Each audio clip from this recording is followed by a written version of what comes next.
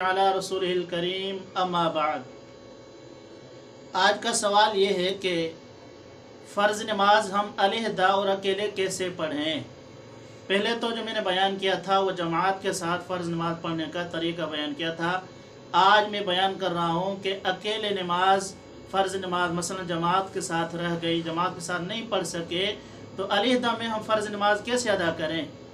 तो भाई तकरीबन वही तरीका है, कुछ चीज़ों में फ़र्क है। इंशाअल्लाह मैं आपके सामने वजाहत करता हूँ। जमात के अंदर जो हमने नमाज़ पढ़ी थी उसके साथ मिलता जुलता तरीका है, थोड़ा सा ही फ़र्क है। तो आए चलते हैं कि तरीका कौन सा है। सबसे पहले नियत करेंगे कि नियत कर रहा हूँ मैं फ़लाँ नमाज की, मसलन ज़ोहर के 4 फ़र्ज़, असर के 4 फ़र्ज़। उसके बाद फिर नियत करने के बाद हाथ उठाएँगे, जैसे कि मैं अर्ज़ किया था कि कानों की लो तक यूँ, और हाथों का रुख बिल्कुल किबले की तरफ सीधा होना चाहिए। उसके बाद फिर हमने हाथ बांधने हैं और इस दाएं हाथ को बाएं हाथ पर यूं रखना है, गट्टे के ऊपर पकड़ना है हमें इन 2 उंगलियों से, यानी अंगूठे से और साइड वाली उंगली से यूं हमें पकड़ना है और ये 3 उंगलियां बीच में रखनी है। उसके बाद हमें हाथ बांध लेने हैं नाफ के नीचे। फिर सना पढ़नी है। सना के बाद जो है बिस्मिल्लाहिर्रहमानिर्रहीम पढ़ के उसके बाद सूरत फातिहा पढ़नी है, अल्हम्द शरीफ पढ़ना है। जब सूरत फातिहा पूरी हो जाए तो दिल में आस्ते से आमीन कह लेना है। उसके बाद कोई दूसरी सूरत मिलानी है। जब सूरत पूरी हो जाए तो अल्लाह अकबर कहते हुए रुकू में जाना है। फिर रुकू के अंदर 3 बार तस्बीह सुबहान रब्बियल अज़ीम, यहाँ 5 बार, यहाँ 7 बार, ताक अदब के अंदर जितनी भी आसानी हो सके पढ़नी है तस्बीहात। और रुकू मैंने जैसे अर्ज़ किया था कि इस तरह करना है कि सर को और जो है अपनी कमर को और कूल्हों को बिल्कुल बराबर रखना है। ऐसा नहीं हो कि सर नीचे है और कमर ऊपर हो रही है, ऊंच नीच ना हो।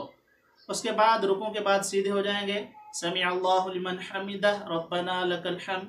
फिर हम जाएंगे सज्दे के अंदर। सज्दे के अंदर इस तरह जाएंगे कि पहले अपने दोनों घुटने ज़मीन पर रखेंगे, उसके बाद अपने दोनों हाथ जो हैं ज़मीन पर रखेंगे, फिर अपनी नाक जो है वो ज़मीन पर रख के पेशानी ज़मीन पर रखेंगे। उसके बाद 3 बार सुबहान रब्बियल आला, 5 बार, यहाँ 7 बार ताक अदद में पढ़ेंगे। और सज्दा इस तरह से करना है कि हमें खुल के करना है सज्दा। ऐसा नहीं कि हमारे बाजू जो है वो पेट के साथ लग रहे हों या कोहनियाँ पसलियों के साथ लग रही हों, ऐसे नहीं, बल्कि बाजू को खुला रखना है। और ये ख्याल रखें कि जब अलहदा पढ़ रहे हैं तो इसका एहतमाम करें। अगर जमात के साथ नमाज पढ़ रहे हैं तो इतना खुला नहीं रखें बाजू को कि बराबर वालों को जो है कोहनियाँ लगे या उसको तकलीफ़ हो। ठीक है, ये हो गई एक रकात हमारी, यानी एक सज्दा करेंगे, उसके बाद फिर अल्लाह अकबर कह के बैठ के फिर दूसरे सज्दे में अल्लाह अकबर कहते हुए जाएंगे। ये 2 सज्दे करने के बाद एक रकात हमारी पूरी हो गई। फिर दूसरी रकात में भी खड़े होके, दूसरी रकात में सना नहीं पढ़नी। पहली में हमने सना पढ़ी, अल्हम्द शरीफ पढ़ा, सूरत मिलाई।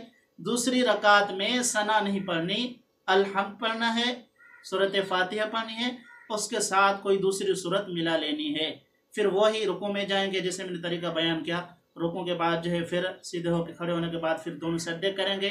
अब जब दोनों सज्दे हो गए तो दूसरी रकात में हम बैठ जाएंगे और दूसरी रकात में अत्तहियात पढ़ के खड़े हो जाएंगे, यानी कि तशहुद पढ़ेंगे। तशहुद में कायदे में बैठने का तरीका यह है कि बायां पाँव बिछाकर उस पर बैठेंगे और दायां पाँव जो है उसको हम सीधा यूँ खड़ा करेंगे, ठीक है।